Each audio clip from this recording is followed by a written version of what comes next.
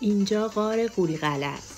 نگین دل کوههای اورامان در استان کرمانشاه با بیش از 65 میلیون سال قدمت یکی از طولانی ترین غارهای آهکی آسیاست. با دالون‌های پر از قندیل‌های عجیب و زیبا. اگرچه قدمت این غار به میلیون‌ها سال پیش باز می‌گردد، اما کشف علمی اون در دهه 1350 توسط گروهی از غارنوردان انگلیسی و فرانسوی صورت گرفت. در دهه 1360 غارنوردان ایرانی بخشای بیشتری از غار را شناسایی کردند. دمای داخل غار در تمام فصول بین 7 تا 11 درجه سانتیگراد ثابت است. این غار به عنوان بزرگترین غار آبی خاورمیانه و طولانی‌ترین غار آبی ایران شناخته می‌شود.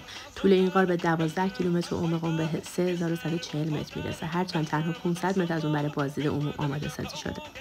غار قوریقله در دامنه کوه شاهو در فاصله 25 کیلومتری شهر روانسر در مسیر جاده روانسر به پابه قرار دارد. این منطقه با پوشش جنگلی متنوع و چشمه‌های متعدد محیطی دلانگیز برای گردشگران فراهم کرده. در جریان کاوش‌ها آثاری از دوره ساسانی از جمله ظروف نقره‌ای با نقوش پرندگان شکاری و سکه‌های آن دوره کشف شد.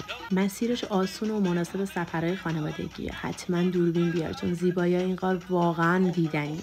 اگه تا حالا نرفتی بذار تو لیست سفرات. اگه رفتی برامون بنویس چه حسی داشتی وقتی وارد غار شدی. من توی سفر به کردستان کلی جاها رو بهت معرفی کردم. پیجمو فالو کن و هایلایت استوری کردستان گردیم و حتما نگاه کن.